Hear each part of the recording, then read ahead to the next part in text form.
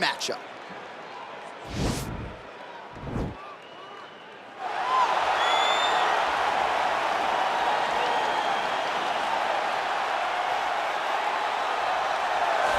Well, there is no denying this man's striking credentials. Prevailing wisdom is he's going to try to keep this fight standing tonight. He has to.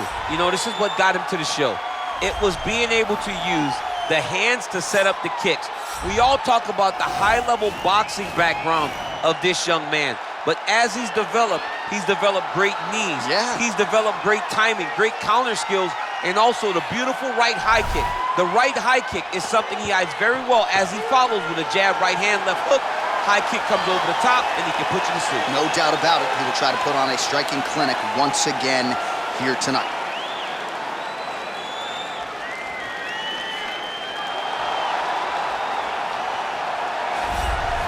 Well, we probably trot out the term well-rounded in modern-day mixed martial arts more than we should, but this fighter certainly fits the bill.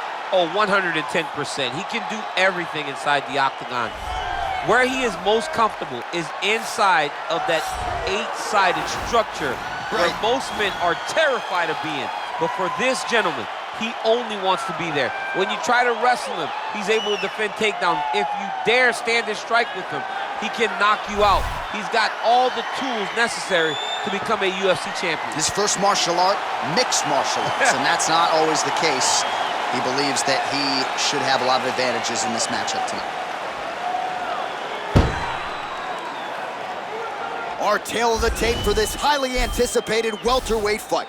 Brown is 10 years his senior. He is 1 inch taller. Same numbers on reach. All right, now to get us started, here is Bruce Buffer. Ladies and gentlemen, this fight is 3 rounds in the UFC welterweight division. Introducing first, fighting out of the blue corner. This man is a kickboxer, holding a professional record of 21 wins, 7 losses, and 1 draw. He stands 5 feet 11 inches tall, weighing in at 170 pounds. Fighting out of Brasilia, Distrito Federal, Brazil, Vicente, the Silent Assassin, Luque! And now introducing his opponent, fighting out of the red corner, a mixed martial artist holding a professional record of 25 wins, 18 losses. He stands 6 feet tall, weighing in at 170 pounds. Fighting out of Denver, Colorado, USA, Matt the Immortal Brown!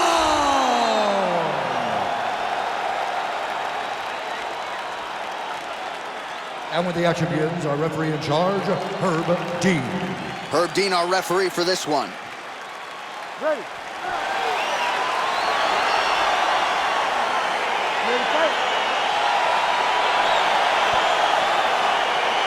All right, so lofty expectations for this matchup as round 1 gets underway. Seems to be a striking advantage on one side, but on the other, truly a fighter who can do it all. And that guy will usually have the advantage on paper.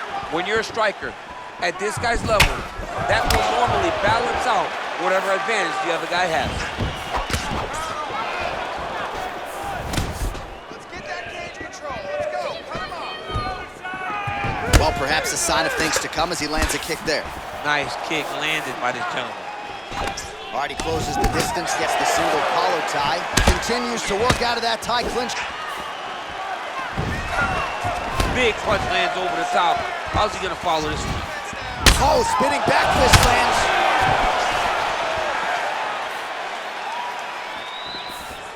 Brown gets tagged with a kick now. Let's see if he can rally. All right, so there's the early takedown. Pretty evident, DC, that he wants to get this fight to the ground, and he was certainly able to do so there. He felt like he had a massive advantage in the wrestling, and if he attempted takedowns, he would secure him. Let's see what he does from this position.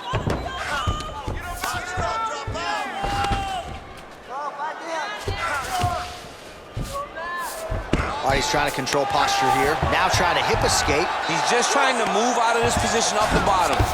All right, so you got to be careful playing on the ground with this guy. You don't want to mess around for too long. All right, he's got the full mount now. Is this one of the most dominant positions in MMA? Is that fair to say? It's a very dominant position. It's one of the most ideal positions you can get to.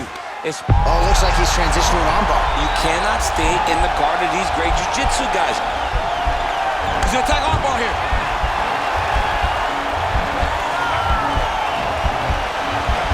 recognize that when a guy starts to put his feet on your hips, you got to move him off, and you got to cover. You can't be off to an angle.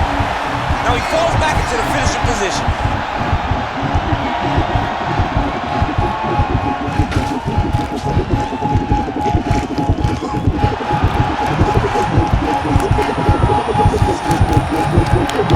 Oh, that was a violent tap there, so he submits him with the arm bar. I mean, just steps ahead of the competition. Where you're playing checkers, he's playing chess in the ground fighting.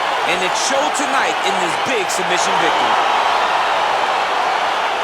All right, so a wild round and a wild sequence there on the ground. DC, talk us through the highlight. He's such a phenomenal grappler. I don't understand how people don't know that this guy wants to submit you.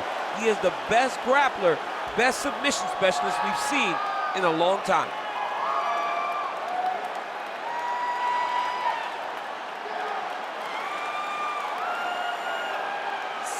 So there he is, your winner by submission. That is a finish they will likely be talking about for some time. Big win, major statement made to the rest of this division. Ladies and gentlemen, referee Herb Dean is going to stop to this contest at 2 minutes, 9 seconds of the very first round. Declaring the winner by tap out, Vicente, the silent assassin, Luque. Well, the celebration is on in his corner, and hard to blame these guys, sort of waiting to exhale, get a huge win tonight, and not just the win, but they get it by submission. They knew what they had in front of them. They knew how tough a competitor his opponent was, but they also knew that if they could get this fight to the ground, they could find a submission. They found a submission. He got his hand raised in the way that he loves the most.